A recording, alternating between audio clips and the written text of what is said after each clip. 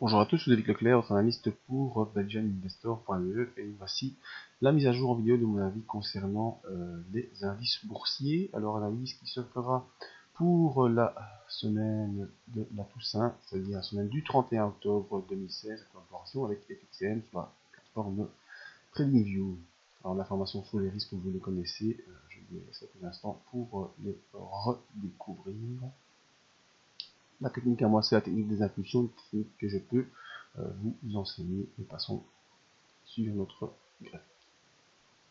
Alors, le CAC 40 cette semaine est bel et bien resté au contact de la zone clé des 4559 qu'on avait clairement identifié, qui était un objectif à atteindre, qui a été atteint dès lundi, par malheureusement cette bougie ici qui n'était pas de bon augure. Hein, mais ensuite, mardi, mercredi, jeudi, vendredi, vous voyez qu'on est resté dans ce couloir vert clair du haut de la première moitié de la fourchette de Andrews. On a été touché la médiane de la fourchette de Andrews avant de rebaisser sous la résistance des 4559, et donc on attend toujours un franchissement à la hausse pour aller s'affronter aux 4589. Donc pour l'instant on est toujours dans ce range 4559 4480, qui est un range qui nous tient, et tant qu'on reste dans cette oblique ici de la fourchette de Andrews vert clair entre la médiane et la première moitié du bas, la fourchette de Andrews, bien toujours dans cette plutôt de cette ascension, et on a été tous les jours coincé par les 4150, 559, 4560,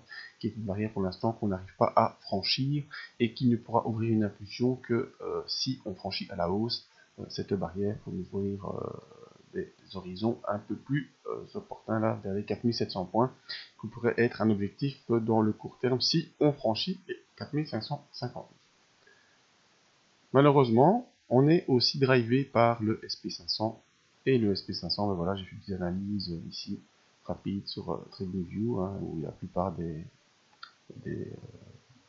spectateurs sont anglophones, donc voilà.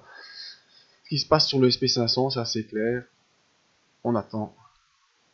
On est aussi dans un range horizontal, entre 2189 et 2121 points, mais depuis plusieurs semaines, on fait des points hauts de moins en moins hauts. On est donc dans ce triangle baissier avec une base assez solide. Ici, tout ça, je vous mets les flèches de support qui tiennent depuis le mois de septembre. Là, on rebondit, ici on a rebondi, ici peut-être qu'on va rebondir dès lundi, mais à chaque fois on monte de moins en moins haut. Et qu'est-ce qui se passe, qu'est-ce qu'on attend? Waiting for President. Vous savez qu'au mois de novembre, il y a tout début, je crois que c'est le 8 novembre, il y a les élections américaines, et donc là peut-être qu'il y aura un mouvement qui se fait. Pour l'instant, on a un mouvement plutôt baissier qui s'inscrit, mais qui reste au-dessus des 2121 points, donc pas d'accélération baissière assez forte. Pour l'instant, on attend probablement les choix des grands électeurs américains, parce que vous savez, le système d'élection américaine est un peu spécial, donc on attend le choix des grands électeurs américains, voir qui sera président des États-Unis, et peut-être que cela nous donnera un décalage et donc un départ d'impulsion. Donc sur le S&P 500, tout comme sur le CAC 40, le S&P 500 plutôt en phase légèrement baissière avec un support puissant à 2121 points, alors que sur le CAC 40, c'est plutôt une phase haussière qui s'est inscrite ces dernières semaines, mais phase haussière qui est un peu coincée par les 4560 points, et on attend de voir si un franchissement est possible pour un objectif assez ambitieux vers les 4700. Donc voilà, c'était mon avis sur les indices boursiers. Vous pouvez nous rejoindre sur le site pour voir les autres analyses. N'oubliez pas notre zone membre avec une bonne nouvelle pour les Belges, c'est-à-dire suppression de la taxe boursière à partir du mois de janvier. Donc rejoignez-nous nombreux. Notre partie gestion privée, pour ceux qui ne veulent pas gérer leur argent eux-mêmes, on peut le faire pour vous maintenant depuis également un an, avec de bonnes performances cette année, on en parlera plus tard.